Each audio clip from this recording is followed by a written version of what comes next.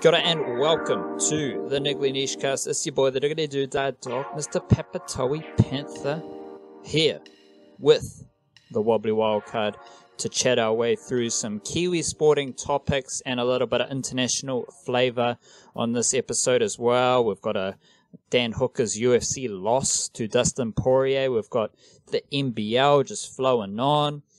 We've got our Flying Kiwis doing their thing around the world, as well as Liverpool winning the old Premiership. And then we'll finish with a little look back at the weekend of NRL footy and wildcard. I'll tease that by saying I've got a couple of bits and bobs about some former players, some former Warriors players who are actually doing a lot better now that they are no longer with the Warriors. So that's pretty interesting, I believe.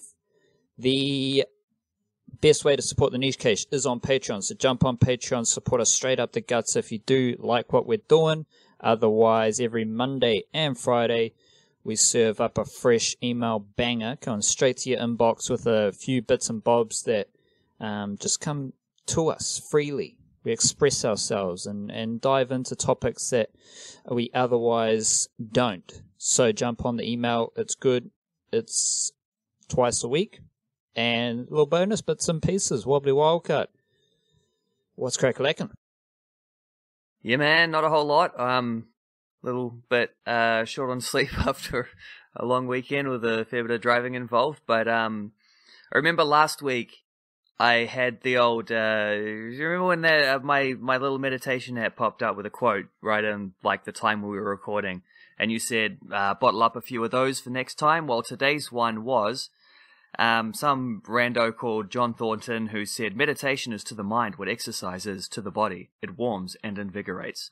So there's your wisdom to start off your I was going to say start off the week because it feels like a Monday to me because I was driving all day yesterday, but I don't know. Days of the week are all the same, really. They all end in Y. It's a fantastic quote, and I actually forgot about that, so thank you for reminding me, and we start that. And we start with a little bit of gratitude. Just thankful for our existence here and the fact that we can do a podcast. I would add that exercise probably warms the mind as well. Exercise is good for the mind completely. And gets the brain oxygenated and all that stuff. So I don't mean to... Yeah, I'm definitely not poo-pooing your little quotes there. I'm more adding to Johnny it. Thornton. We're adding to it. We're enhancing the meditation quotes wildcard. Ooh.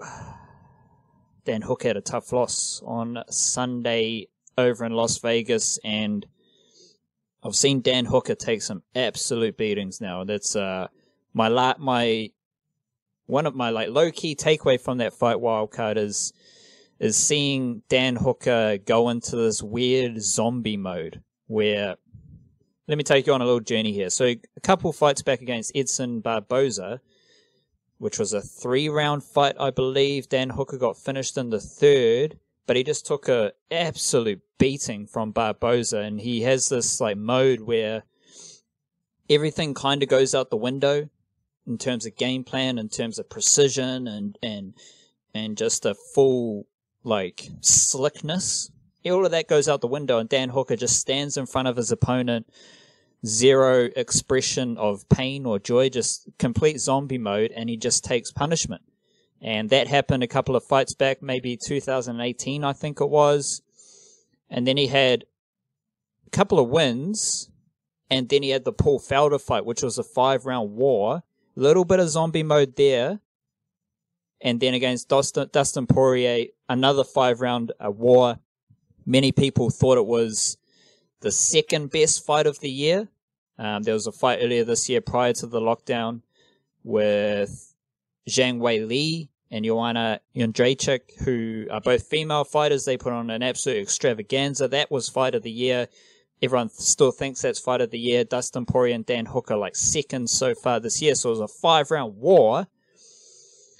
And kudos to Dan Hooker. Like, he can do what most of us mere mortals can't do in taking an absolute beating whilst in zombie mode. But I just have this feeling it's not good for him. He's done it a few times now.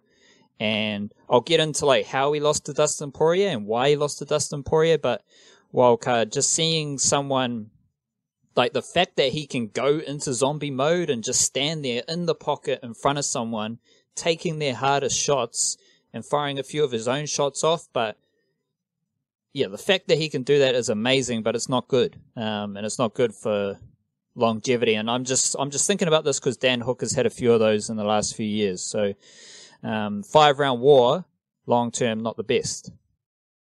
Yeah, zombie mode. I wasn't home to watch any of the fights, so I haven't caught up on that yet, but I did see a photo of his face after the fight, and I know that's kind of like a common thing in combat sports, is like show all the bruises and the puffed eyes and whatever, and the stitches and things like that, and even if you win, you can like, it doesn't necessarily mean you got whooped up, it just means you're in a tough fight, but didn't look I wouldn't say he was quite at like his prom night best or anything like that. It looked pretty painful. Dustin Poirier's face was kind of brutalized as well. So yeah. Well, it's one of those like, you should see the other guy once, is what they always say. Eh? Well, it's a genuine Fight of the Year candidate. So when that's thrown around, it's not because one dude beat the shit out of another dude, or one woman beat the shit out of one woman. It's where both fighters are going toe for toe and putting on a show in the most brutal fashion. So I would hope that Dan Hooker, it's a balance, because you want to be busy and you want to kind of ride a wave of momentum. But I think for Dan Hooker now, as I assess the lightweight division and I think about Dan Hooker's last kind of 2 years, the best thing for Dan Hooker is probably take a little bit of time off and maybe one fight in the second half for 2020. All good if there's no more fights for Dan Hooker in 2020. In part because it's the lightweight division has to sort itself out. So next up you've got Khabib versus Justin Gaethje. So that's going to happen sometime soon. I don't know the exact date, but that's the title shot.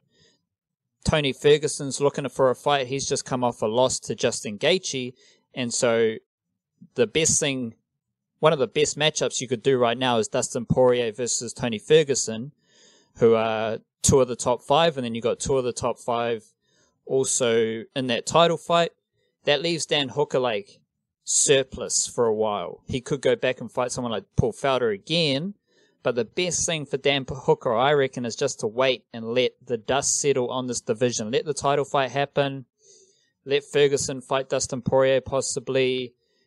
And then just see who emerges from the next few fights. Like who loses, probably is the best way to put it. Who loses, who drops down to the bracket where Dan Hooker is. Because I think the fight and the loss against Dustin Poirier showed that there's a bit of a gap between the straight up like best of the lightweight division and then, you know, the guys ranked 5, 6, 7, 8. And I think Dan Hooker got introduced to the top tier of the lightweight division in that fight against Dustin Poirier. And I think there's a few areas of Dan Hooker's fighting game that could be improved for another fight in the top tier of that lightweight division. So as far as like tactics and stylistically go, Dan Hooker started the fight against Dustin Poirier with some great leg kicks, and I had highlighted, I think it was in the email newsletter on Friday, that Dan Hooker round 1 and 2, Dan Hooker loves to kick. And that sets up the distance control, it sets up the range, it sets up traps as well, because when there's a kick, it's usually followed by a punching combination, an elbow, knee, movement, whatever it is. But the kick sets up movement, it sets up traps, it sets up fakes and feints. And Dan Hooker was per script or per trend as far as early kicks go. And that worked because Dan Hooker won the first 2 rounds of the fight. So Dan Hooker's kicks set up a lot of the punching combinations, as well as doing damage to Dustin Poirier's front leg. I think it was his right calf muscle maybe, which was being targeted. Dan Hooker did all that. But the reason I'm not so fond of zombie mode for Dan Hooker. As admirable as it is, as mana-filled as it is, Dan Hooker just went straight into the pocket of trading blows with Dustin Poirier. Now, Dustin Poirier is one of the hardest hitters in this division, but he's also got experience of fighting the best fighters in this division. He's got far more experience at the top of the lightweight division than Dan Hooker. So, I reckon if Dan Hooker could do a bit more distance control in the third round and stay on the outside of Poirier, keep kicking the leg, keep touching up with the punching combinations, mix it in with takedowns, and just stay precision, stay classy, stay in control of the fight, I think he definitely could have won the fight.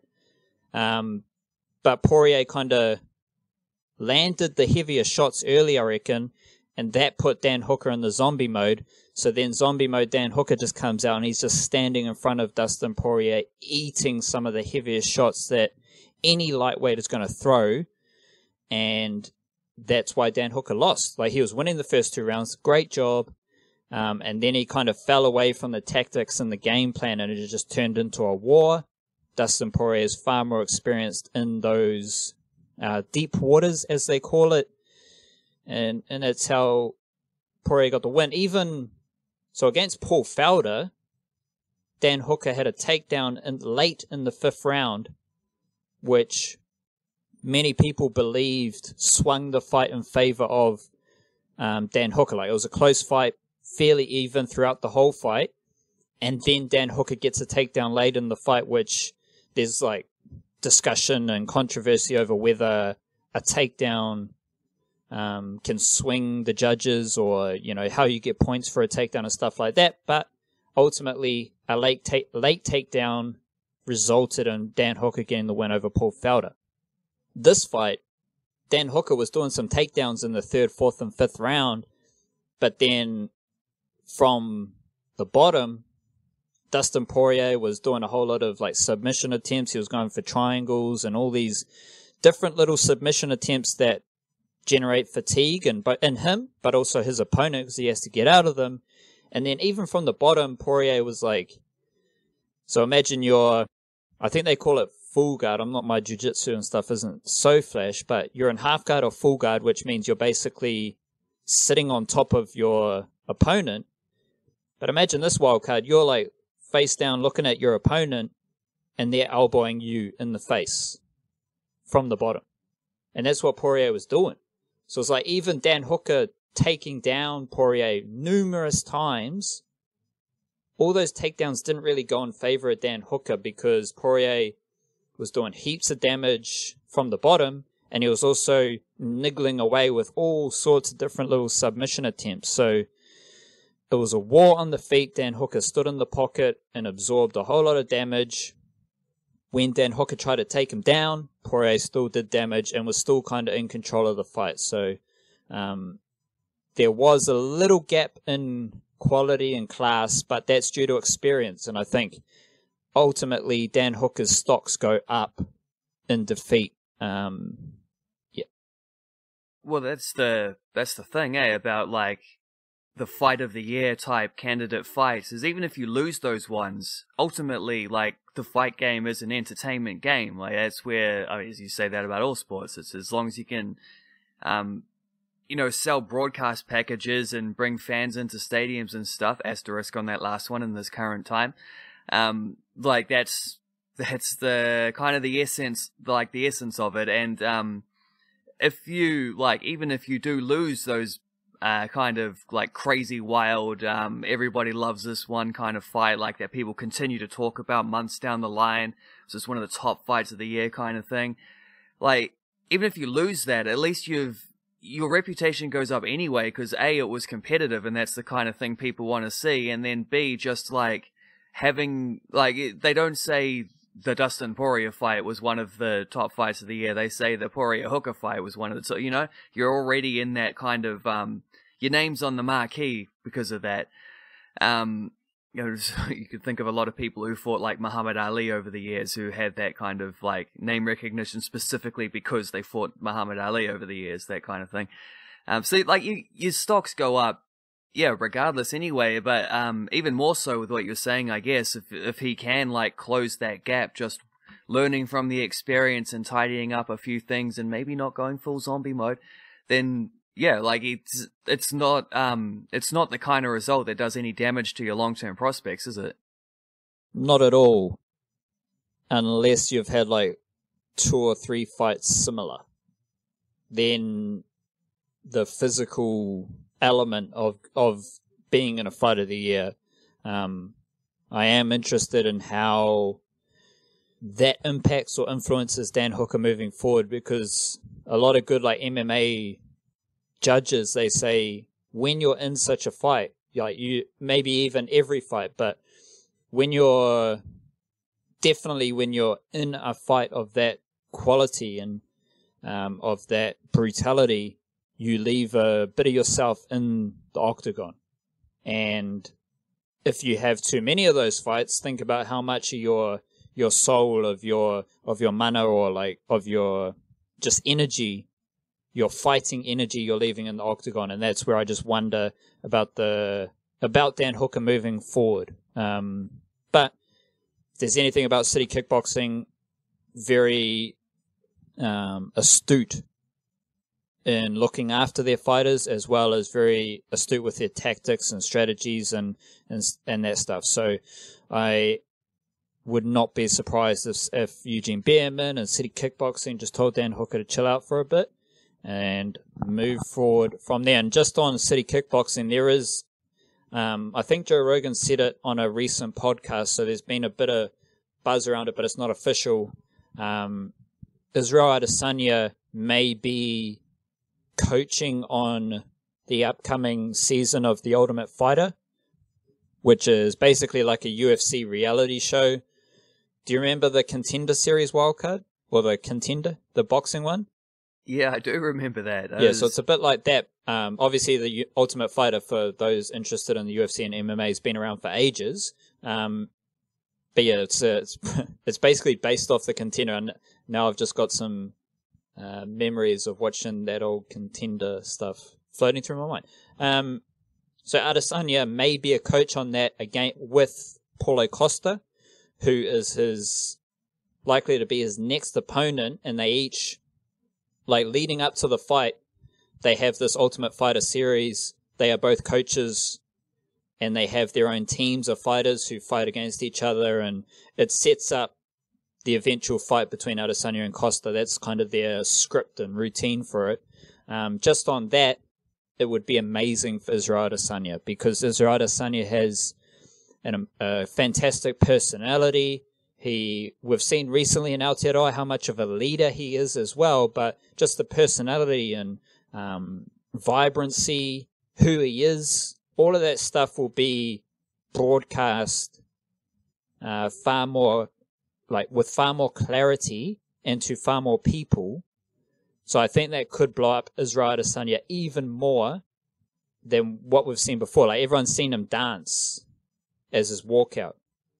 But now if he is on The Ultimate Fighter, people are going to see him far more of his personality on a day-to-day, episode-to-episode basis, who he is as a person, and he'll absolutely destroy Costa as far as like shit-talking goes. So if Israel Adesanya is to be a coach on The Ultimate Fighter, that would be epic, and I think that would be very good as well. Very good in the NBL, the Aotearoa National Basketball League at the moment. Canterbury Rams wildcard. They are 3 from 3. Then we have the Otago Nuggets. They're second. They've won 2 of 2. So they're the only 2 undefeated teams. And then the only other team with 2 wins so far is the Taranaki Mountaineers, the old Huskies, struggling down the bottom. Little bit of a Nate Wilson update here, wildcard. Started with that bang against the Canterbury Rams. 17 minutes played, and those minutes have dropped off dramatically. Second game, 14 minutes. Third game, 6 minutes, and then no minutes in the fourth game. So shout out to Nate Wilson, holding it down.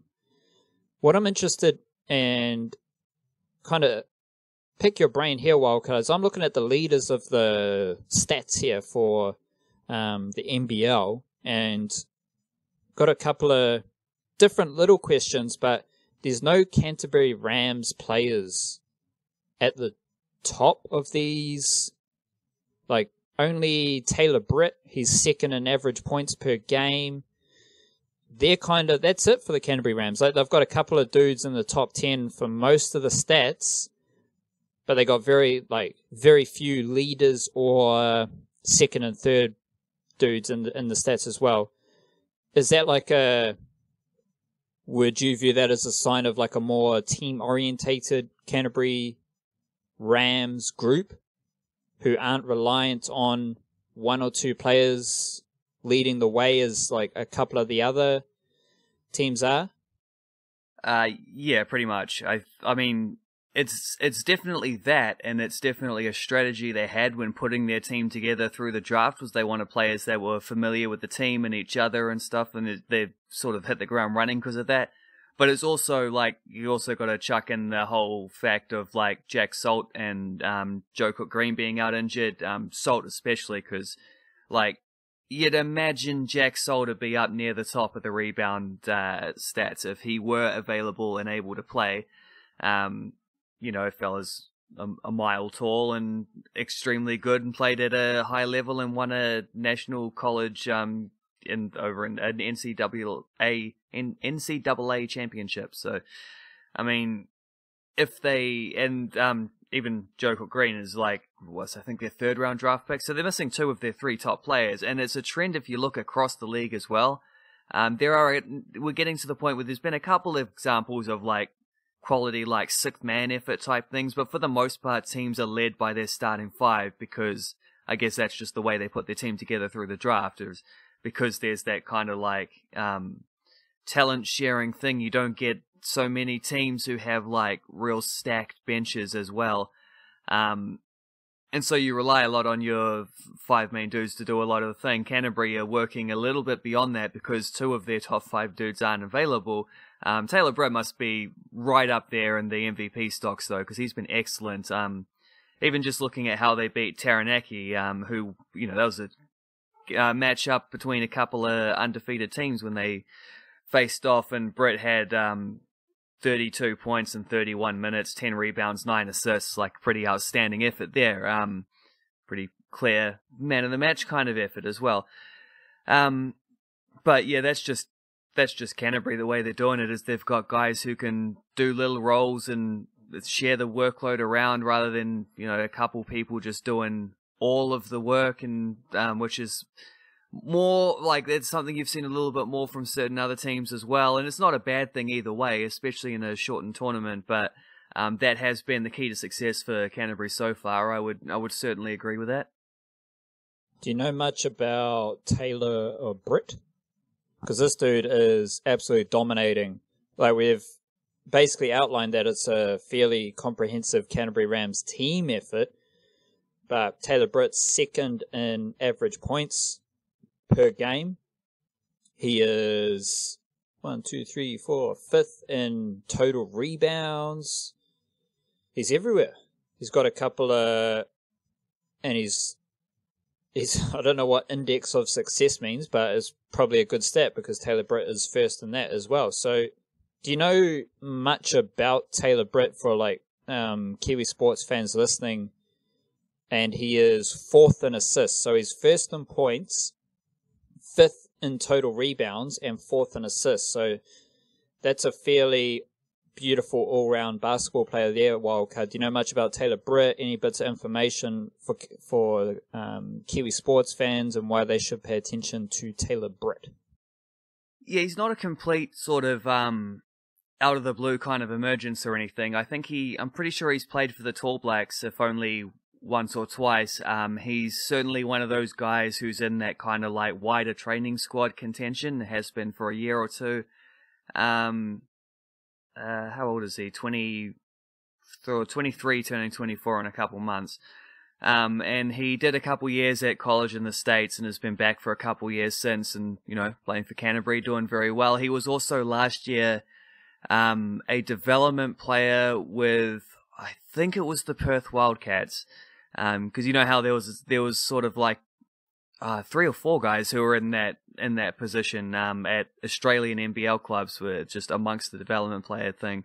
So he was one of them. I just have to look it up to see if he got any minutes off the bench at any point for Perth. But there you go. Like he's been around a little bit. He's certainly on the emerging pathway still, but this was probably an opportunity for him, along with a few of these other guys we're seeing as well, to really make a name for themselves at a time when the NBL is more focused around young Kiwi talent than ever before, both both out of necessity and also just because it's cool, and also just the timing of his career coming through and the exposure the NBL's getting at the moment. It all it's all lining up nicely for a player like Taylor Britt and certainly several others in the same boat as him as well. But yeah, man, that Canterbury team's looking pretty ominous at the moment.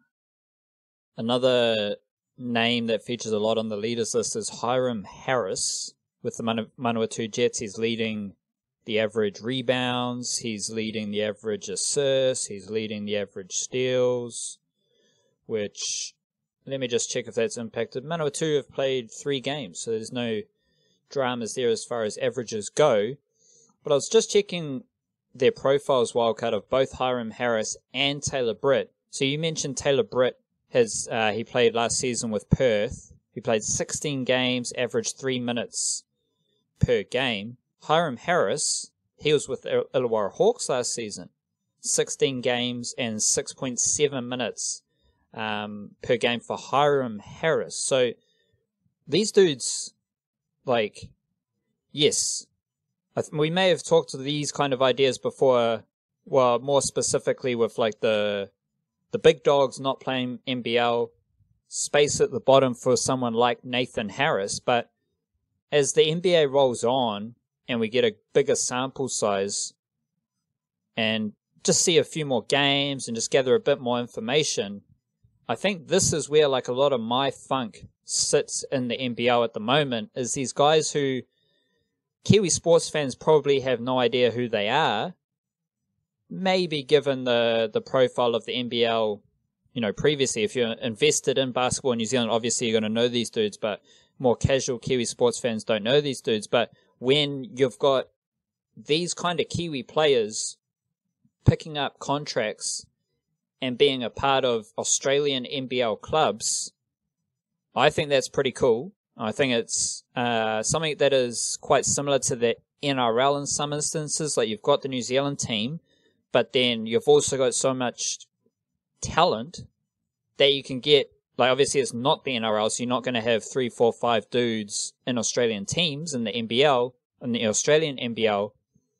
But with Taylor Britt and Hiram Harris, you're seeing they can have some sort of role. 1 or 2 dudes can get a decent development role, not just the development contract, but an actual development role where they're getting minutes and they're learning and growing with an Australian club. And the basketball calendar I don't know how it usually aligns, but the fact that these dudes can play with an Australian club and then bring that back to the Aotearoa NBL and quite clearly have an impact, because Taylor Britt and Hiram Harris are kind of dominating the NBL after 3 games. Yeah, I'm just looking up to see who else was involved in that kind of thing. Terrell Harrison was at the Brisbane Bullets. He was another one. I don't think he's playing in this competition. And Ty Wynyard was with Cairns, I think. Might have been one more I'm forgetting as well. Anyway, all the roster stuff has been updated for next season rather than the most recent season, so that's a little bit tricky to research on the fly. But yeah, there's it was a sneaky, because it's kind of a funny thing how it worked as well. And these two things are related, because at the start of the last NBL season, the Breakers were copping it a little bit for maybe not having the same commitment to Kiwi basketball as they have had in the past, and there was just a lot of them tall black legend type figures that have been in and around the club for a number of years and were specifically cultivated. Then suddenly this new regime's in, and obviously they have to shape things in their own within their own plans as well, because there's no point like having half of one and half of another and then trying to expect that to work cohesively. And I think we probably saw towards the end of the second half of the Breakers season how when things were just a little more aligned, and some of the controversies, many of them self-directed, but still, like, once they started to ease off, you did see a much more like the train was rolling along the tracks like it should, without hitting bumps and whatever. And so I'm not saying like it's a disaster or whatever. I certainly would prefer if the Breakers were a little more in line with some of these development pathways. And it's a point that's been made that this NBL season, the way it is, understandable why the top fully contracted Breakers players wouldn't be involved. Same reason why there are guys like Jared Kenny and Mika Vukona might be involved here, but Ruben Tarangi, Alex Pledger, Shaili aren't, and it's perfectly understandable why. You've got the contract that actually pays your bills to worry about a little more so, and that's fine. But it would have been really nice for development players to be able to push through. The Breakers don't really have any development players at the moment, but some of the guys that you have seen leave the Breakers in recent times, Illy, Pledger, Tarangi, and guys like that who have been Breakers and have gone on to find contracts with other clubs, and just sort of spreading the Kiwi talent around the NBL beyond the Breakers. And then, last year was kind of the secret, sort of almost undercover, amazing year for those reasons, because you also had these, about 4 of these development players with other clubs as well, as on top of, 6 or 7 decent, Tall Black level players who were also getting fairly regular minutes, up and down depending on the individual cases, but for those other teams as well. So it was kind of and hopefully this continues into the next, the old NBL 21 season as well, because it's been a secret little thing of while a lot of people have been focused on perhaps the Breakers aren't as committed as they could have been, the wider NBL is offering more roles for New Zealanders than ever before, which can only be a positive thing in terms of reflecting what's going on with Kiwi basketball. For sure, and it's less about how you get there, and we'd all love the Breakers to do a bit more, but I mean, if that's just how the cookie crumbles, you got to make the most of it. So it's good to see a couple of those lads expanding their horizons and then bringing it back to Aotearoa. Wildcard, Liverpool apparently won the Premier League thing, that's what they did. Yeah, so I've heard. Yeah, so that's cool for them. We will open it up to obviously our Flying Kiwis and Kiwi footballers, but obviously you're a hearty Premier League fan. We've no doubt got Premier League fans across Aotearoa as well. And the reason I'm interested in Liverpool winning the Premier League is the Klopp factor. And as a coach myself and someone who looks into a lot team culture and how teams are built, how teams are led, and all that stuff, Klopp is a fascinating case study, and there's a Kiwi factor here as well, because a lot of the methods or just little changes, tweaks, and ideas in building a better culture at Liverpool, one way you could say in building Liverpool into a Premier League champion, but I think that all comes back to the culture within the club. So it's not necessarily about building a Premier League champion, it's about building the club that Klopp wants to lead and be a part of, and all these people at Liverpool want to be a part of. And I think a lot of the little things he implemented stem a lot from the All Blacks and their team culture and how they go about their business and who they are as people, and just hearing little stories. I shout out to Poet and Vuj, who do a lot of great football content on YouTube, so check them out if you're looking for a lot of the English content and it delivered in a very cool way. Just hearing some of the stuff that Klopp has done in reshaping the culture around Liverpool, so like ensuring that players, are eating at the club, and ensuring that everyone knows the staff members' names, ensuring stuff like, we always hear about the All Blacks unloading their own luggage. We always hear about the All Blacks cleaning up their own changing room, and basically everyone is involved in leading by example. Everyone is involved in building the club that they all want to be a part of, and building the team and the whānau and that they want to be a part of. And I think a lot of that stuff has been led by Klopp at Liverpool. So maybe you can, if you do want to, you can go into like tactical stuff as far as how Liverpool won the Premier League tactically and on the field. But as a footballer, as a footballing person yourself, how do you view Klopp as someone who shaped and molded this Liverpool team, but more importantly, Liverpool, the club, into who they are now? Because I don't think it's a coincidence. I think it's actually directly correlated. Putting so much effort into the culture within Liverpool Football Club has led to great success. Like, obviously they won the Champions League as well. So it's not just like Klopp comes in, he's a good coach. No, it's Klopp comes in and he completely reshapes the culture, the feeling, the vibe, and the atmosphere at Liverpool, and that results in success.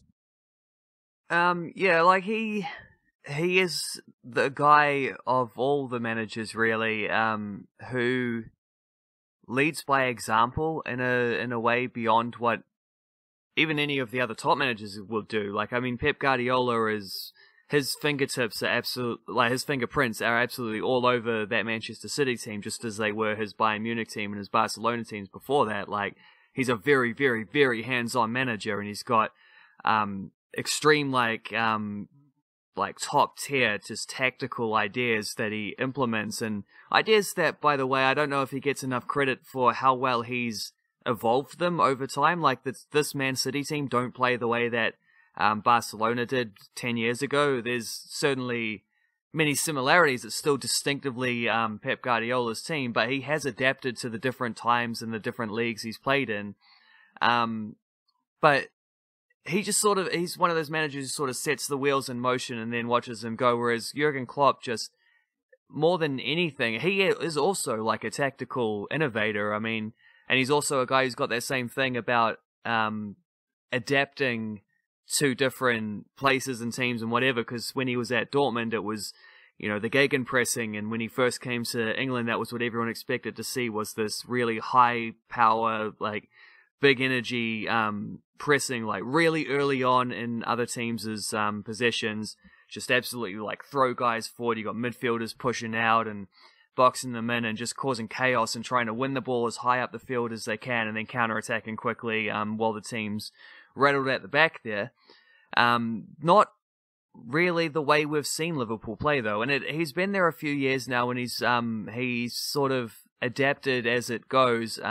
You still see very high energy, quick pace play of the way they play, but they're not a team that plays out of possession like that. They're I don't know, they're a team that just flows forward so naturally, so relentlessly. They're so overwhelming like that, and a lot of it is just that front three that they've got with Mane, Firmino, and old Mo Salah, of which, to me, it seems Sadio Mane has been comfortably I know Salah has been a superstar for the last few years, but Sadio Mane seems to have been the most impressive of them all, to me at least, this season. But just the fact that they've got this, and also you got dudes pushing through from midfield and whatever, and you got their two outstanding fullbacks, both young British dudes as well, Andy Robertson on the left and Trent Alexander-Arnold on the right, and a very good goalkeeper which was one of the reason they didn't win the European Cup. Well, it wasn't the only reason, but it was the obvious reason when they had old Karius in goal a couple of years ago, come back with Alisson there and then win it themselves.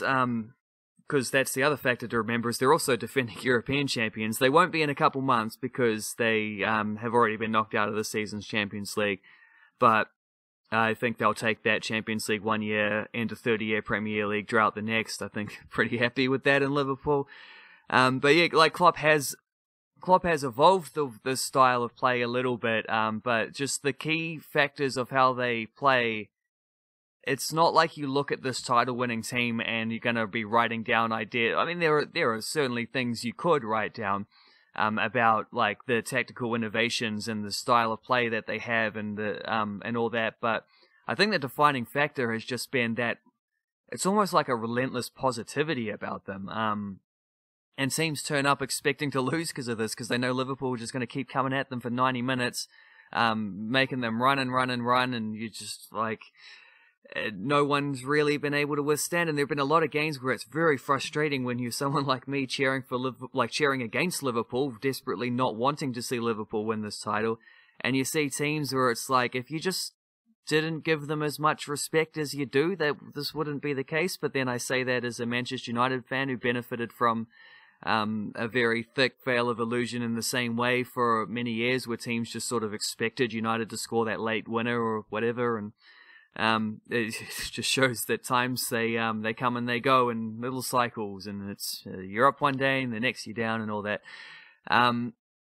But yeah, it's because that, what did I call it? Relentless positivity, like that sort of overwhelming nature of Liverpool. That comes from Klopp, and it doesn't come from Klopp telling them how to play. Obviously, that's how it's implemented. There's bits of that, but the origin point is just Jurgen Klopp on the sideline, always smiling, and when he's not smiling, it's because the game, like the ball's in play, and he's living every single kick and out there screaming and trying to wind everyone up, and he's just like this emotional kind of like a lightning rod, but like a I don't know, like the opposite of the lightning rod, like an emotional beacon, like he's sending it out to it, and it's just so contagious. And then you get him in the press conferences, and he's really well spoken. He's always polite and smiling, and he just seems like a nice dude, and everyone likes him. And it's something that's really kind of like filtered throughout this Liverpool squad.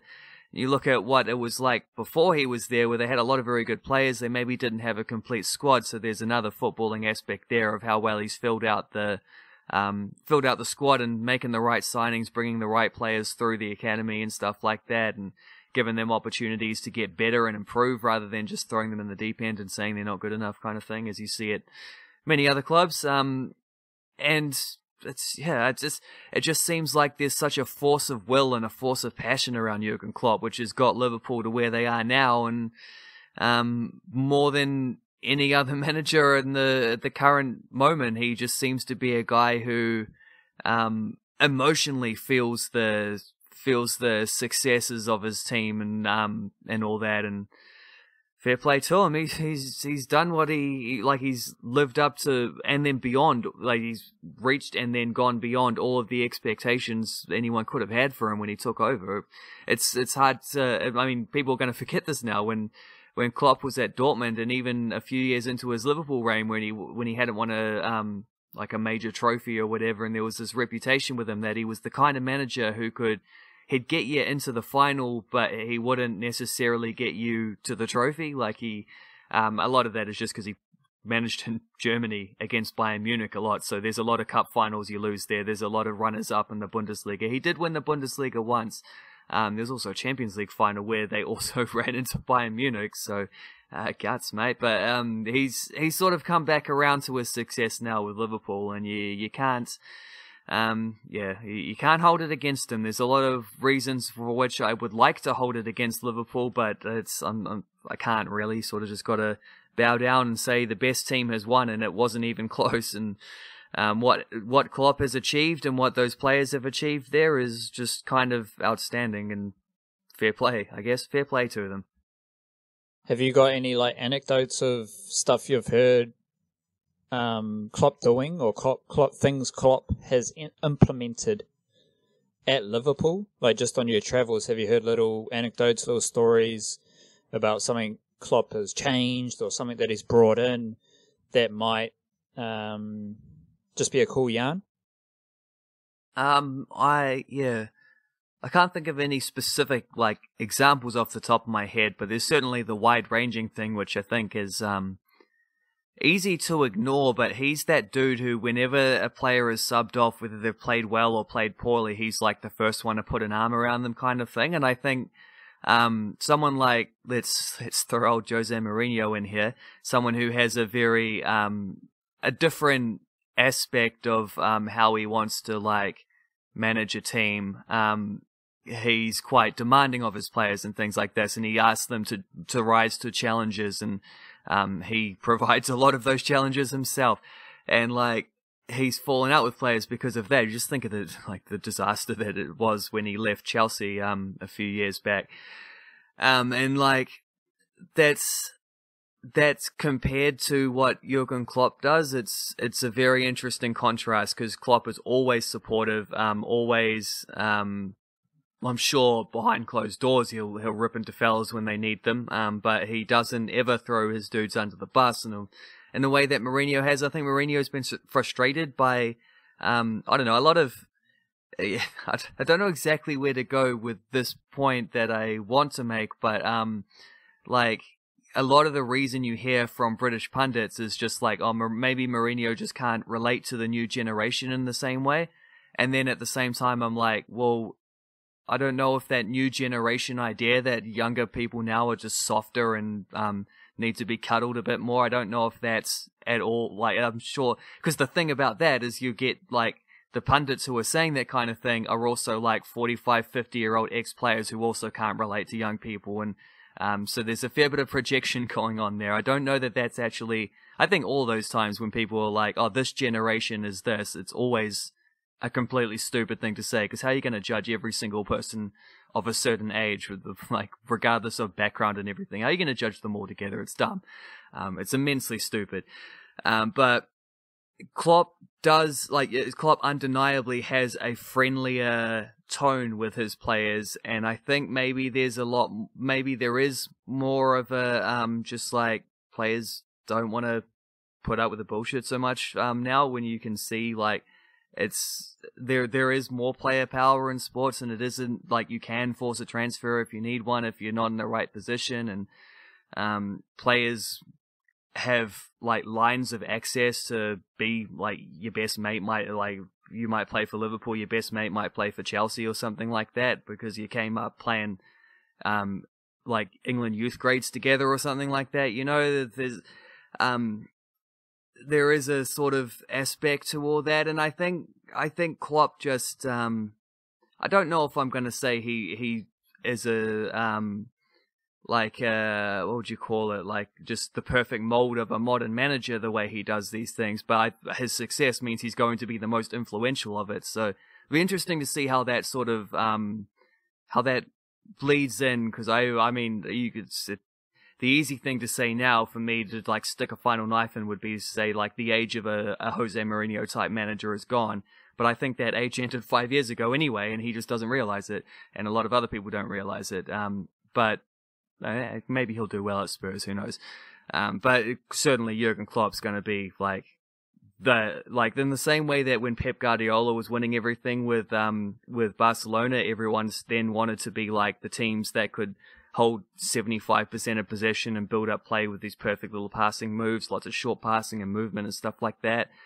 Now everyone is going to want to do what Liverpool are doing with Jurgen Klopp. So, again, it's the same thing people had with Barcelona. It's unattainable to actually try that, so it ends up going into something else. And I think Klopp is probably a manager who also, in his own way, learnt a lot from those early Guardiola teams, but which is interesting then for him to be in a situation where Guardiola's been his main title rival for the last couple of years. But yeah, both are very different to what they were back then. I'd add to that, Wildcard.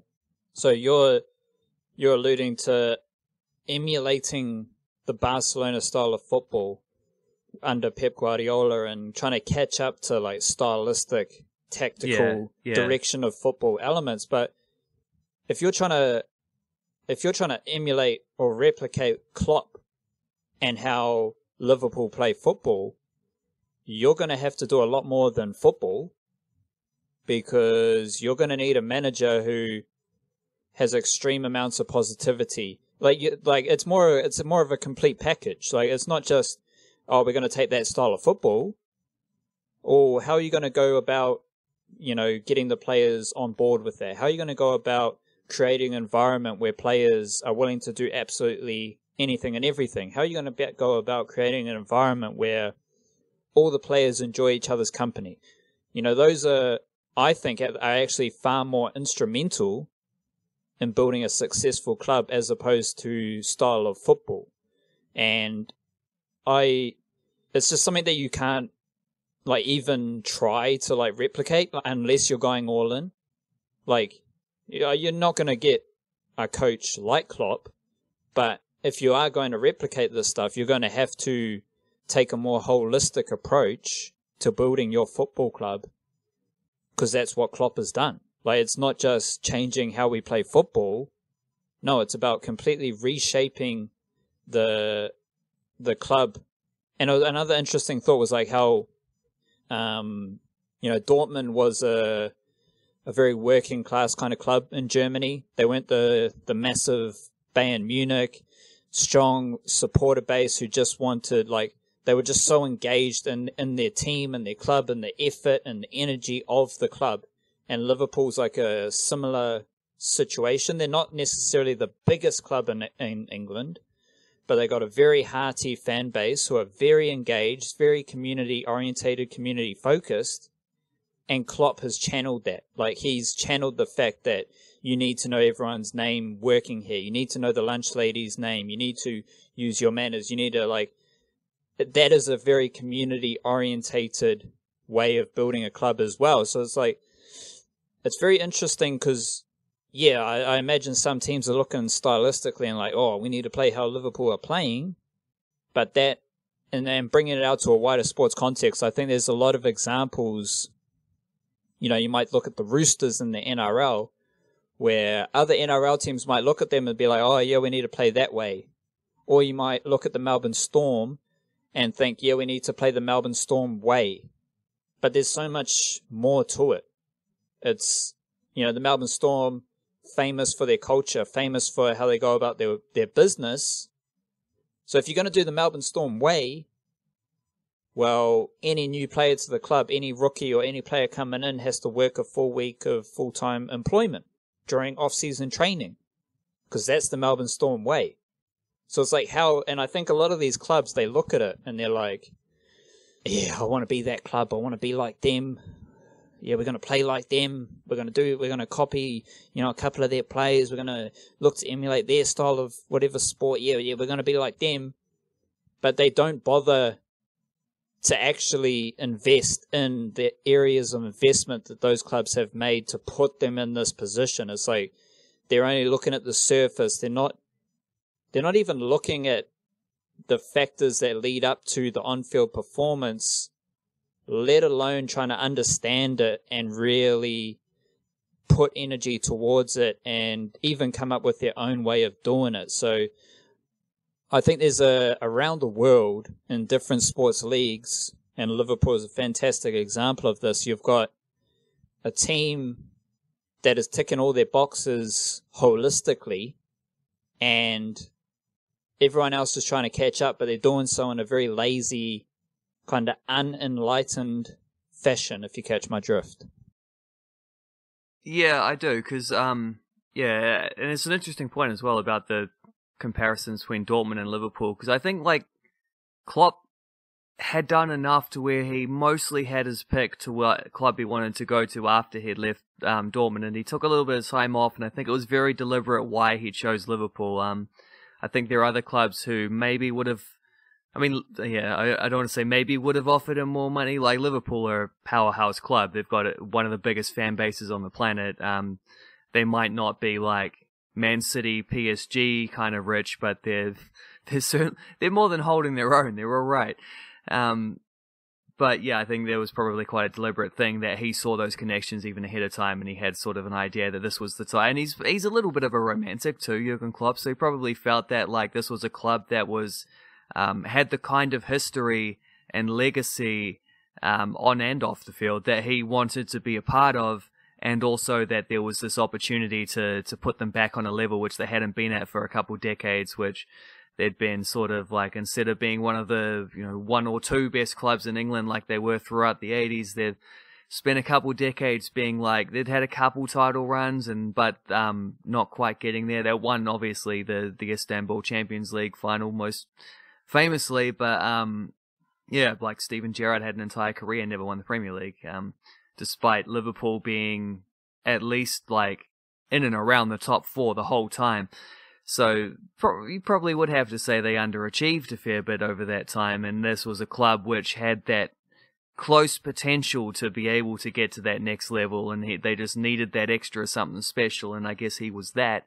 And it took a couple of years as well. It was always going to take a couple of years. You got to, when we talk about like that holistic outlook to the club, it takes time to do that. Like, and you need a little bit of faith, and you need some of those short-term results in order to justify staying on long enough to be able to see out the long-term vision and all that. Many examples of that not happening throughout all sports.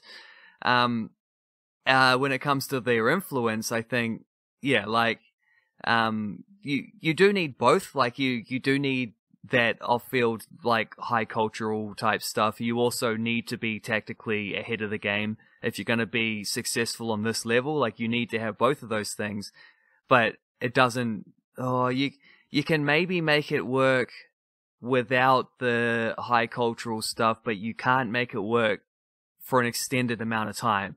And there's a few good examples of that, actually, around the place, of like clubs that start incredibly and then wear and tear throughout the season, and then maybe they just don't have that extra shot in the arm that maybe a Jurgen Klopp is able to offer to his team, kind of thing, when they need it. Because to be honest, like the way they bounced back even from the they had that draw against Everton coming out, but they'd had some rough results just leading into the lockdown. They'd had a couple stumbles. They'd been knocked out of the Champions League. I think they got knocked out of the FA Cup as well, and there was maybe just a little bit of waiting if they'd come out of, even though the title was surely all wrapped up, coming back, it was just a formality, but if they had like just 2 or 3 or maybe even 4 games where they weren't at their best and still hadn't secured the title, I think there would have been a lot of panic setting in. Not that it would have stopped them from getting there, but maybe it would have taken some of the shine off to where it became a relief rather than them getting there with like their last performance. There was they won 4-0 again because they won the title without having to play. It was City dropping points, but the game before that had basically sealed it when they won 4-0 against, I think, Crystal Palace. Nice and poetic there, because Crystal Palace obviously came from behind back in the Luis Suarez, Brendan Rodgers days, and that famous one snatched some points off Liverpool there, which kind of doomed their title race. It was I think the match after Steven Gerrard had the slip against Chelsea. So, yeah, famous days there, and nice little exorcism to get it done against Crystal Palace in such an emphatic way with some incredible goals. And that strike from Fabinho, man, that one's still hitting. That one would still be heading upwards if it wasn't for the net getting in the way. So yeah, like, I don't know, just to be able to do it nice and emphatically coming after that long break with that sort of pressure of expectation, just as another example of, I think Klopp used a phrase like they're monsters of mentality or something like that, and they certainly have that, like, complete and utter belief in what they're doing and all those things, and it does stem from the manager. And I think if you tried to copy those kind of things, even if you tried to copy the complete holistic idea of a football club and the way that Klopp has set it up, copying doesn't really work. Because if you copy it, I already talked about evolution before. That's how it goes. Like, you got to continually stay ahead of the game, and it's one thing to get to the top. It's another thing to stay at the top. Like, by the time you have tried to set your team up to be like Liverpool 2.0, they've already gone on to be Liverpool 3.0, and you've been left behind once again. You're just in the same position you started off with. And that goes in a lot of different ways, like the tactics constantly evolving, what it takes to, like, I mean, the top cultural side of things, all the off-field stuff, you can keep, like, baselines and you can keep ideas, and these things don't have to change, but the players around are going to be changing, and therefore you're going to have to stay on your toes to make sure that the new signing comes in and buys into all these ideals and all these kind of things. And no one gets like stroppy because they're not getting minutes and whatever, and it's just it's a constant balancing act to keep everything on a level playing field. And it's easier to do when you're winning a lot of games. But I mean, they also were on the same path before that. But it's I don't know. I think I already made that point, but it is an evolutionary thing. You gotta stay on your toes throughout all this kind of stuff if you want to turn like one title into 2 or 3 or 4. I would include with Liverpool. I'm already saying they're in this dynasty period because they've won a Champions League, they've won a Premier League. They will continue to be threatening for both those competitions over the next couple of years too, and I'm sure there's a few signings they're lining up just to keep things moving on the same trajectory, because you can't stand still. You gotta keep up with that evolution, and I get they've won the title earlier than any team has ever won the title before in the history of the English top division football, with 7 games to go. So they got plenty of time to start planning for next season already. I mean, they're in a pretty enviable place. Radio Wildcard, just quickly, what Flying Kiwis are top of your mind at the moment? We don't need the full debrief, just run us through a couple of individuals who are piquing your antennas at this juncture. Well, I'll give you a twofer here. Joe Bell over the last week, because he's been playing for a club called Viking in top division Norway, his first professional stint out of college in the USA. Gone like straight into the first team picture, as was expected for a guy that club scouted nice and excessively throughout their time. Didn't give up when he said he wanted to go back and finish his last year in university and have a crack at a national title there. I think they ended up losing in the final. And then they stuck around, signed him after that. He goes in, he does well in preseason. He scored a goal in one of their preseason games. First couple games, he's playing off the bench, getting a few minutes. Team's not getting the victories though. So 3rd game of the season, he comes in to start. 4th game of the season, he stays in there to start. He's getting good reviews from some of the media folks over in Norway about just how well he's doing. I cut a couple highlights together just to give a bit of a glimpse of some of that stuff from that 4th game that he played. They still haven't won. They've got one. They drew one of these They drew that 3rd game and they lost the 4th one. So it goes. But Joe Bell himself is doing excellently. Hopefully lead them to a few victories down the line. And then speaking of victories, we also had that Michaela Moore at MSV Duisburg with their little relegation battle, trying to keep the Zebras in the top flight of the Women's Bundesliga in Germany. And coming into the last couple games, they knew they were going to have to win the last one. They did extremely well to hold the 4th place team in Germany to a 0-0 draw in the second to last game, which put them in the position where suddenly there was a little bit of stuff outside their control, but because they had a much better goal difference, because they've got a good defense that's been able to not get thrashed in too many of these games, they knew that if they could win that last game, then they would 99% certain be safe, be able to stay up in the top flight. I think it's FC Köln had to win by 12 goals or something like that to overtake their goal difference. They did win, but they only won 1-0, but that did at least keep the pressure on Duisburg, so where they did have to win themselves, but they did. They came through with a 2-0 victory. Got the goods there, and then with Bayer Leverkusen also losing, it meant there was, for that last relegation spot, there were 3 teams all tied on 17 points, but Duisburg had the best goal difference, so they stayed up. Not only stayed up, but they stayed up with a position to spare thanks to all that. So, a happy ending to that whole battle. The twist in the tale for Michaela Moore is that this was actually her final game for the club, because she announced on Instagram leading up to that it was the end of her 2-year contract, and she has decided to, pursue further challenges in her career. You'd sort of hope after 30-odd games across 2 years, which is would have been a lot more if it was not for her the Achilles injury that caused her to miss all the first half of this season as well.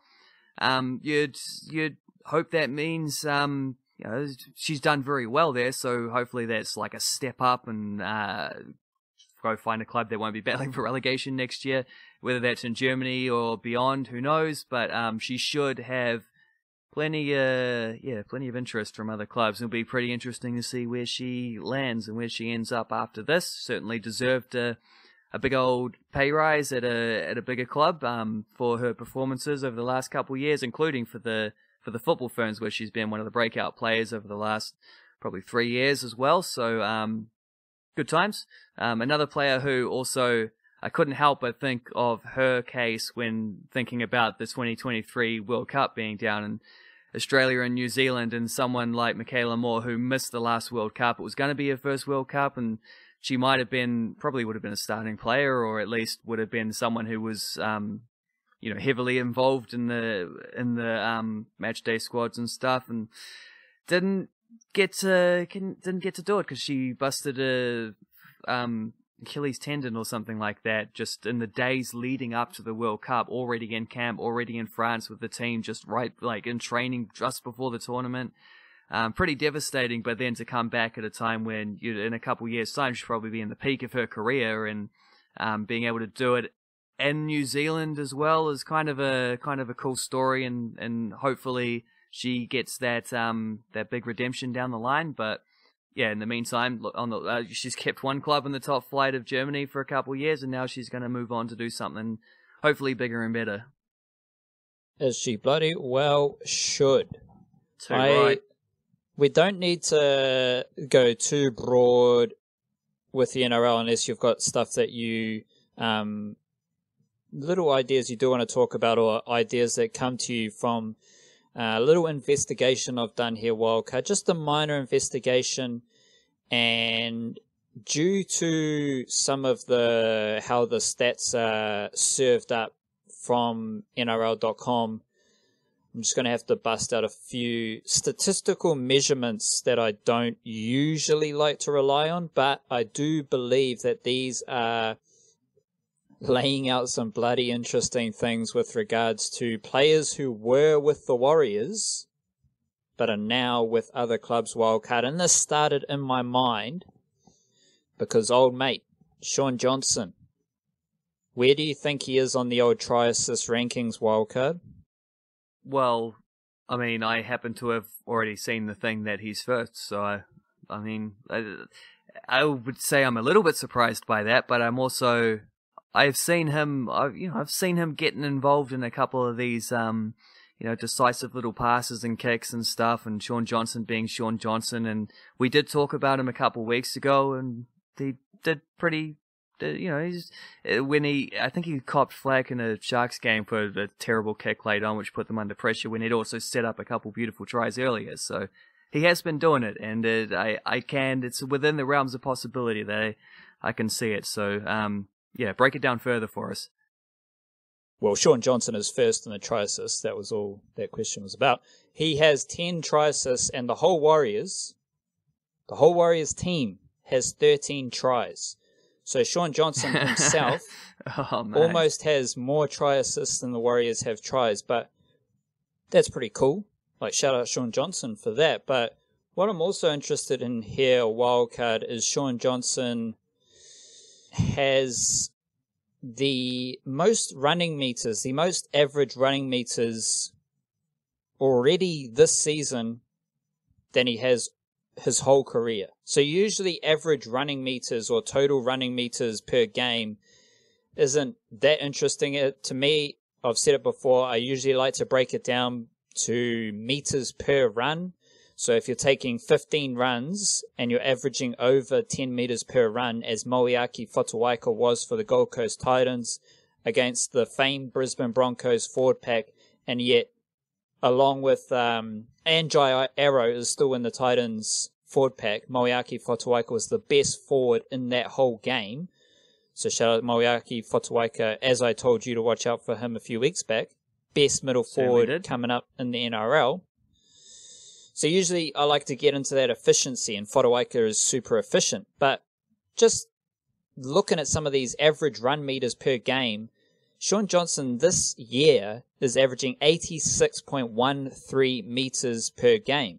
And this is the first year in which Shawn Johnson is averaging over 80 meters per game, let alone 85. And it's the same year in which he leads the whole NRL in try assists. So that's a very interesting little assessment of Shawn Johnson. Remember, So I compared him to the Warriors as far as tries. So Shawn Johnson's in a far better position as far as scoring points go. But at the Sharks this season, Shawn Johnson, in theory, is running the footy more effectively than he ever did with the Warriors. But that's just Shawn Johnson. That's just Shawn Johnson. What about Moeaki? Fotuaika's middle forward. Compadre. Compañero. Uso. Doko. Bro. Sam Lasoni. Wildcard. Sam Lasoni. Famed Warriors middle forward. Now again, these aren't perfect stats, but I just think it's interesting to lay it out like this. As far as game time, Sam Lasoni's averaging 38 minutes per game, which is a mess. Like, for starters, the fact that Sam Lasoni is starting a game, averaging 38 minutes per game, having been basically shafted by Stephen Kearney and the Warriors, that is amazing in itself. On top of that, you've got Sam Lasoni. He is averaging 91 running meters per game. And this is the first of his 6th season in the NRL in which he is averaging over 90 meters per game. So at the Warriors, he had a high of 85 meters per game, which was like 2016, I think, 2017. And this is the first year in which Sam Lasoni is averaging 90 plus meters per game. So Sam Lasoni, far better situation with the Gold Coast Titans. And I'd say Shawn Johnson, far better situation with the Parramatta Eels. Both were neglected and told to go away under Steve Kearney at the Warriors. And they've moved on to bigger and better things. A low-key one here, wildcard, is Marata Niukore. Now, I don't have anything to compare him to his time at the Warriors, but we do know Marata Niukore was a under-20s captain at the Warriors. And he is in fantastic form for the Parramatta Eels. They had a good win over the Canberra Raiders, and Marata Niukore was a notable forward in that game. Like, every run he did was just brutal, and he was a leader, a junior leader at the Warriors, and then he was just allowed to let go over to the Parramatta Eels. Against the Raiders, he had 12 runs for 134 meters, so that's well over 10 meters per run. Couple of tackle busts, 41 tackles at 93%, just saying. And this is the best year of Niukore's career so far as well. First year of his 3-year career with the Eels, in which he's averaging over 108 meters. That's the first year he's averaging over 100 meters per game, so he is in career best form.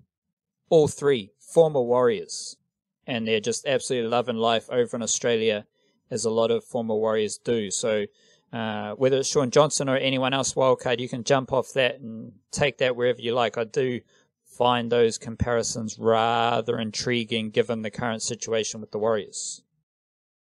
Yeah, I think one of those is not entirely like the other ones because Niukore at the Parramatta Eels. The Parramatta Eels have won 6 out of 7 games and are sitting on top of the table. The other two, the Titans and the Sharks, are pretty comfortably below that. Although the Sharks they both had good wins this week, didn't they? So there you go. I'm not sure how their team's form impacts Well, I'm just them. saying, if you're doing it for the best team in the NRL, it means something even above and beyond. But yeah, it's not Shawn Johnson's fault the Sharks have been losing games. He's doing his best to keep them in them. Which, yeah, fair point. The sort of like dissociative thing about that is that Shawn Johnson's still getting heaps of criticism for not quite being what people expect Shawn Johnson to be. And I don't know, I can't help but wonder at this point whether what people's idea of Shawn Johnson is not actually the same thing as what Shawn Johnson is. Like, maybe you just gotta tell the fellas in Fox Sports and the various Kiwi League commentary type personalities that Shawn Johnson is this is the version of Shawn Johnson that you want and expect and need to nurture, rather than, I mean, the one thing with him is that he doesn't do himself the best favors in terms of, like, even just what I was saying before about, like, a bad kick at the end of the game and suddenly his team's under a little bit of pressure and people forget about the great things he did to put them in the lead in the first place. And he does have that tendency to be like, to take a step backwards kind of thing sometimes, and like not just have that nice controlling halves performance, but then also he's not the controlling halves like side of things. That's not also his job. So I don't know. Shawn Johnson just still seems to be held in a weird kind of not entirely fair perspective, whereas like, I mean, Sam Lasone was kind of working up from Murata Niokore was like a dude who was just making his name for the first time really at first grade level, so sweet as, nice blank slate there. And Sam Lasone was a guy who kind of was like you said, he got it shafted a little bit, but he also didn't really take his best opportunities at the Warriors, and maybe it just was the right time in his career to find a few new horizons and then build on from that. But Shawn Johnson just seems to still have this kind of weird aura about him, which I don't think always really is fair or appropriate for him. Yeah, so we'll finish with a nice little segment on Shawn Johnson, because I think it is quite interesting. Previously I've noted the importance of tackle busts with regards to running, and I actually used that with Shawn Johnson. So I gave the full average running meters per game, but let's be honest, like Shawn Johnson's not taking a hit up. Shawn Johnson, if he is running the footy, he's going to do a bit of dancing, and I think stylistically his game revolves less and less around his dynamic running ability and more of his just pure skills as a baller. Like what you're seeing is him express his full range of skills under the guidance of experience. So you're seeing his full range of kicks. Like he can bend the ball both ways with grubbers. He can land the ball on a dime with a chip, with a bomb. He can kick it 50, 60 meters. Like he can do literally all the skills. It's just bringing them together for a nice, classy performance. But with the running, Shawn Johnson's only had a maximum of 1 tackle bust in his first 7 games. So 5 of those games he had 1 tackle bust, 2 of those games he had no tackle bust. So he's not exactly running the footy. Those stats tell me that he's not running the footy how many people believe Shawn Johnson should run the footy, or how they think he is most effective running the footy. Because when you think of Shawn Johnson running the footy, you're thinking of whack, whack, whack, steps all over the show, tackle busts, line breaks, and all that good shit. He has yet to have a line break this season as well. But come after the pandemic, he's had a try assist in every single game. Except round 3, sorry. So the round 3 against the Tigers, he had no try assists. Then round 4 versus the Cowboys, 3 try assists. Round 5 versus the Dragons, 1 try assist. Round 6 versus the Bulldogs, 2 try assists. Round 7 versus the Sea Eagles, 2 try assists. Last 3 games, he's also had a forced dropout. So round 5, he had 3 forced dropouts versus the Dragons. Then last 2 games, Bulldogs and Sea Eagles, he had a dropout in each of those games, or a forced dropout. So those are a couple of key indicators, against just statistically, but I've got a rather comprehensive knowledge of Shawn Johnson at this stage of covering rugby league. So I'm kind of combining all that, and I'm seeing a player who is having, last 3 games, he's getting a few forced dropouts. He leads the whole entire NRL in try assists. And I don't know what to make about the tackle busts and the running meters. I'm still trying to figure that out in my head. And I will have to put the microscope on Shawn Johnson a bit more to try and come to a conclusion about that. But ultimately, I think we're seeing, I wouldn't say that this is the best Shawn Johnson, because it's hard to say that, looking at some of his performances early with the Warriors, where he had ultimate freedom and he was just pure, amazing. And I don't think this version is the best Shawn Johnson, but what I do think, Wildcard, is that we are entering a period where we may be seeing the emergence of the best Shawn Johnson, considering that it's more the whole package. And the Sharks are a unique case, because I think there's so many other moving parts with the Sharks that they need to get sorted if they want to win. just having Shawn Johnson isn't going to help the Sharks win. Even if he's at his best, the Sharks need the Shawn Johnson, Chad Townsend combination is bloody beautiful as well, because they have a relationship from when they were at the Warriors. Shawn Johnson likes Chad Townsend. Shawn Johnson, I think he really likes John Morris, the Sharks coach, as well. And I would suggest that the strengthening of their relationship is coinciding with some of Shawn Johnson's stats, how they've been the last few rounds. But for the Sharks, they need to have consistency in players available. Like, you need to have Matt Moylan playing fullback most games. You need to have, consistently a middle forward rotation that is there every week, but they're, playing 8 out of 10 most weeks. Because I think a lot in how people view Shawn Johnson, they view Shawn Johnson as the player who is going to win games for your team. And I think a better way of viewing Shawn Johnson is a player who is like the icing on the cake. If everyone in your team, well, not everyone, but if you've got a team who all perform pretty damn consistently well, your team's pretty good defensively, and you've got like just a robust middle forwards, everything's pretty cool, then you add Shawn Johnson on top of that, I think that is the most effective and most influential space for Shawn Johnson. But if you've got a bottom 8 team and you've got Shawn Johnson, he's not someone who takes you from a bottom 8 team to a top 8 team, which is weird to say about a halfback. But I think for Shawn Johnson, you need a whole team, a whole club that is confident, that everyone is clear with who they are as people. And, going back to some of that Klopp stuff, if you've got that atmosphere and that vibe in your team in the NRL, and then you add Shawn Johnson on top of that with his with who he is now later in his career, I think that's a highly advantageous space for Shawn Johnson to be in. And I say that because I can see the Sharks moving into that space as well. Just as they move through the NRL season, and like they've had a lot of change. They've lost a couple of experienced forwards, no more Paul Gallen, lost their hooker, Braden Brayley, whatever his name is, Blake Brayley, and now they've got Jaden Brayley. So a couple of key positions, bit of change. And as the season goes on, I think you're finding the Cronulla Sharks settle into understanding who they are, how they operate. They've won 3 of their last 4, which is pretty cool.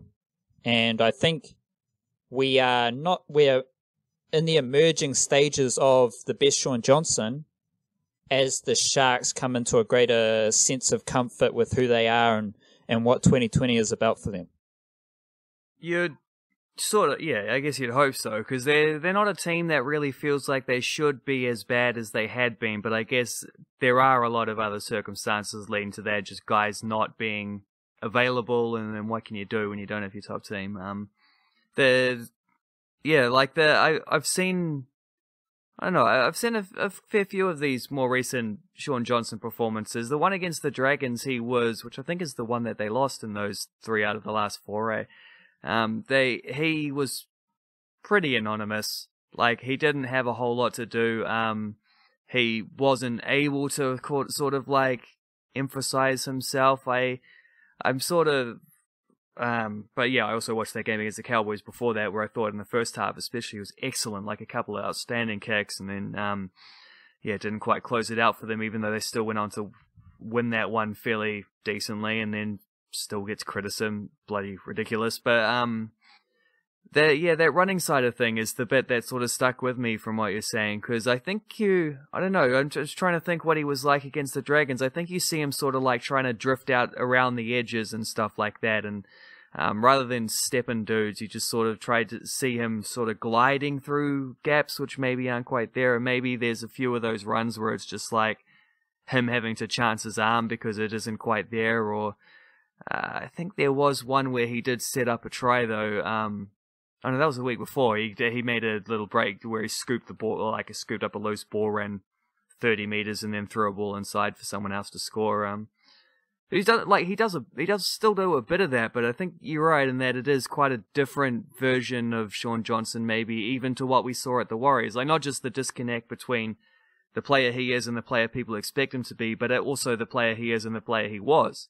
So, and that's not necessarily a bad thing either, because he sort of was at that stage with his first year at the Sharks wasn't great. He probably did need to like sort of reassess a few things and maybe reshape a few things too. And it's certainly one to keep an eye out just on what he does now, because he's still a player that can even if maybe, because the other aspect I wonder about is maybe if that like the old touch rugby kind of like superstar stepping stuff that he had at the start of his career, he's had a few leg injuries since then. I just wonder if maybe like the absolute like 100% explosion, perhaps maybe that's dropped to a 95% or something, where it's not quite where it had, like I don't know if that's true or not. I just suspect or at least there's a possibility that maybe some of the injuries have if not robbed him of that ability, maybe even just robbed him of the confidence of that ability. But he also is more than capable of dominating a game in other areas, and that kicking game especially is something that I think is getting to a very, very well-rounded position right now. So, yeah, one to keep a close eye on, I suppose, over the next few weeks, especially if the Sharks are finding a bit of form and are gonna make a little bit of a run towards that top 8 after all. Yeah, I think a lot what you said goes back to like the Cronulla Sharks. So the Dragons game, the Cronulla Sharks were shit. Yeah, for sure. So that wasn't his fault in any way. But then you go back to like last season as well, the Cronulla Sharks were a bit of a rebel. Because you got Josh Dugan playing every second, third game. You got Matt Moylan playing every second, third game. The Cronulla Sharks need to be settled for Shawn Johnson to play his best footy. And that hasn't really been the case, I don't think, with the Sharks. And another factor here is, I think, to wrap this all up, the Sharks are coming to their best team. And against Manly, you had Andrew Fafita. Like, obviously, Manly Seagulls, no Tom Trbojevic, it changes everything. But if the Sharks can keep their forward pack with Andrew Fafita, Aaron Woods, Jack Williams starting in the middle, Wade Graham, he might have missed some time last season as well. So that's another major factor. Like, Wade Graham's a huge, he's the best edge forward in the NRL. Britton Nakora on the right edge. But then off the bench, having Toby Rudolph, who knows if he's still going to the Warriors, but he's very robust through the middle. Braden Hamlin-Uele, Mr. 10 metres per run, coming off the bench, lots of impact. That's great. But the Sharks have now added Siosifa Talakai, who has been around many different NRL clubs over the past 3 or 4 years. He's come onto the Sharks bench, and the Sharks have won every single game that he's played this season.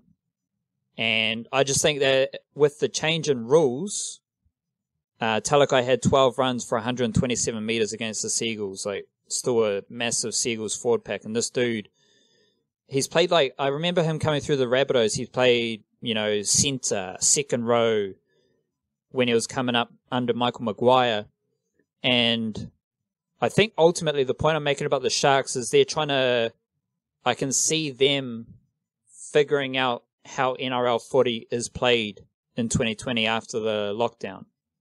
Because there's a lot more mobility, a lot more power, a lot more vigour in their bench forwards. And when lined up with Aaron Woods and the solidity of Jack Williams and a bit of funk from Andrew Fafita and so on, I think it's far better suited with Talakai, Rudolph, Hamlin-Uele coming off the bench for this version of the NRL. And I think it's just a nice meeting point where you've got Shawn Johnson figuring out who he is really with the Cronulla Sharks, but then you've also got the Cronulla Sharks assessing how their roster and how different bits and pieces fit into the NRL this season, because that forward pack is a lot different to the forward packs we've seen. Aaron Woods coming in and out, Fafita's been, often injured, Wade Graham's often injured, and Shawn Johnson, to finish with the running the footy, does Shawn Johnson have to run the footy so much if you've got dudes like Jesse Ramian? If you've got someone like Sione Katoa? Like, these dudes are the most robust runners of a footy. Josh Dugan, funnily enough, is actually playing pretty damn well himself. So you've got some very dynamic runners of the footy, very robust forward pack, and I think that all of that limits the need for Shawn Johnson to run the footy how people think he needs to run the footy, and focus more on just combining with Chad Townsend, forming a solid halves partnership and allowing them both to just settle into consistent footy together and get the job done. So we'll be keeping a close eye on Shawn Johnson moving forward, and I'm very interested in how this Cronulla Sharks team builds around Shawn Johnson, because as you allude to a lot there are myths and illusions and different ideas around Shawn Johnson as a rugby league player. And I'm just interested in finding some clarity in that, as well as like I wrote about in the email newsletter, there's a lot of myths around like Stephen Kearney building the Warriors roster, and just trying to find clarity in those illusions is what I'm enjoying right now. Otherwise, Wildcard, we shall wrap it up there, and we'll be back later in the week to deal with whatever pops up on the old Lazy Susan. We'll give it a spin, pack it up with Kai, and see what we want to eat. Kia kaha, stay beautiful. Catch you on the next one. Cha-cha.